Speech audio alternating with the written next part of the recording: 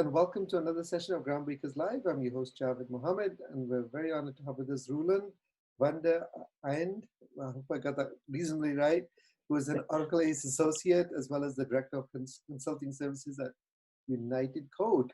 Roeland, welcome. Thank you very much. Thank you. I love your background, and we'll come back to that a little bit later in the, For sure, yes. in the interview. First of all, we wanted to talk about Apex and how did you become involved with it? Yes, thank you. Yeah, well, Apex, I started with it quite some years ago. I think it was around 2008, 2009, and it was really colleagues of mine who started working in it because at that time I was working a lot in the Oracle e-business suite sector, mainly payroll and HCM. And there was really a necessity of adding some information to the e-business suite screens. And that was a colleague of mine started doing that with Apex. And I really loved it from the first time I saw it. And then this person said to me, yeah, you should look into it because that's really something that's for you. It's a lot of PL SQL and it's pretty easy to get data nicely shown on the screens and all that. And then I actually start looking into that. I loved it, like I said, from the first time I saw it. And yeah, I contacted actually at that time already Dimitri Hilis, who was a former colleague of mine at Oracle. Mm-hmm. And he was obviously one of the best known people already at that time in Apex. And I followed the training with him. And well, basically ever since I started working more and more with Apex.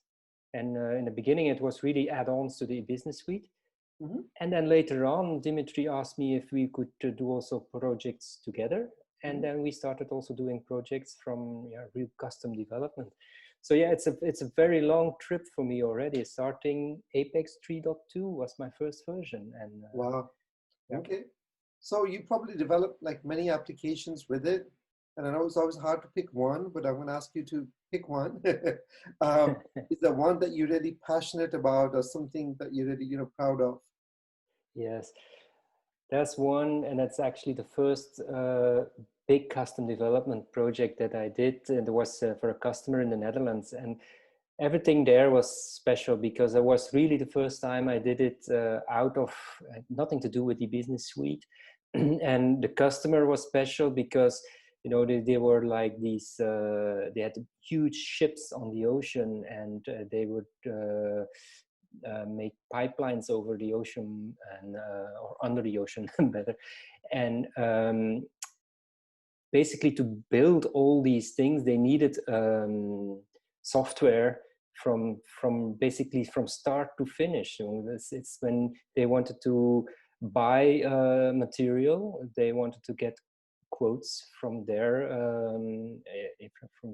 customers and for their customers, and yeah, so it was everything from start to finish of building such a pipeline, which is an amazing industry to see basically what is going on there. So that was special both ways there, and I loved that. I learned an awful lot there. Did that together with Dimitri at that time. And yeah, it was a huge project. It lasted for I think almost 2 years that we built on that software. So it was very big and very interesting. Okay, great. So you've also probably along the way developed a lot of best practices. For someone who's kind of new to Apex, is that maybe like one or two you could share? Yes, I think the thing I would put out first is that you try to make as much as possible your code in the database. Mm-hmm. So, you have all these very nice wizards and you can build very quickly very nice screens.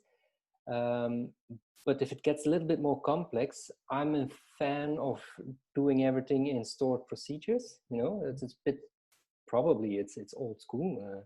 I've been in the business for almost 25 years now, but I still think that's a very strong point of the Oracle database, that you put everything in the database, all your code, all your business logic at one place.